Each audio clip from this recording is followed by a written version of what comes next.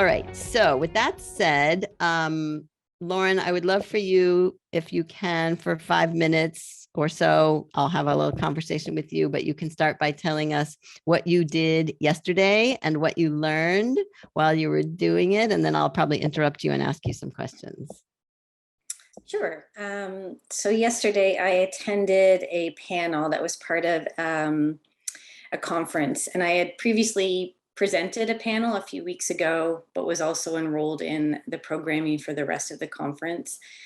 And the theme of the panel was working with or as a freelancer, and it was part of the National Museum Publishing Conference, which is a conference that is right up my alley since I am a book designer for cultural institutions. And I didn't think much about attending the panel yesterday. I just thought, oh, I'll hop on, keep my camera off, no big deal.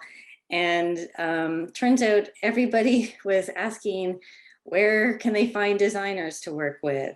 And asking all sorts of questions about things that I thought was pretty surprising, because I always thought, oh, all these great, huge institutions have their designers they work with, and they're kind of set in stone. They don't want to hear from me bugging them about work, but I was wrong.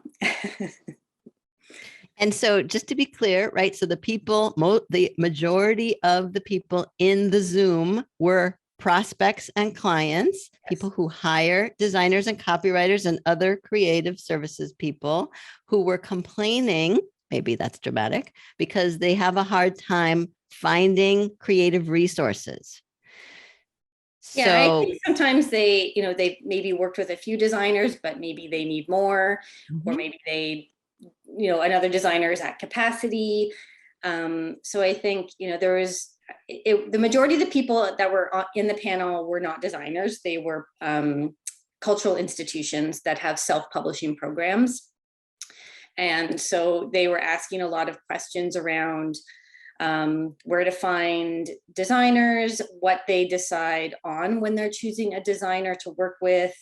They talked a little bit about even like wanting to know that this goes back to the trust kind of conversation that you were having, what experience the designer has, or copy editor or indexer or anything, because they don't have time to train people or onboard them. So I thought that was interesting because, you think that maybe budgets are tight, maybe they'll want someone that's less experienced, but actually they might want someone with more experience that they don't have to manage as much. So there was like a lot of conversations around that, which was really interesting. But yeah, they also, another person just said, like, just let us know you're out there. So that was kind of like a good reminder to just send the newsletter. Right. So clients asking to be promoted to, basically, was kind of my takeaway when Lauren told me this story earlier. And I just wanted to share that with y'all in case you ever feel like, oh, they don't want to hear from me and they've got plenty of resources and I'm just bothering them, and all of that, kind of negative self-talk that I hear about constantly and try to combat against.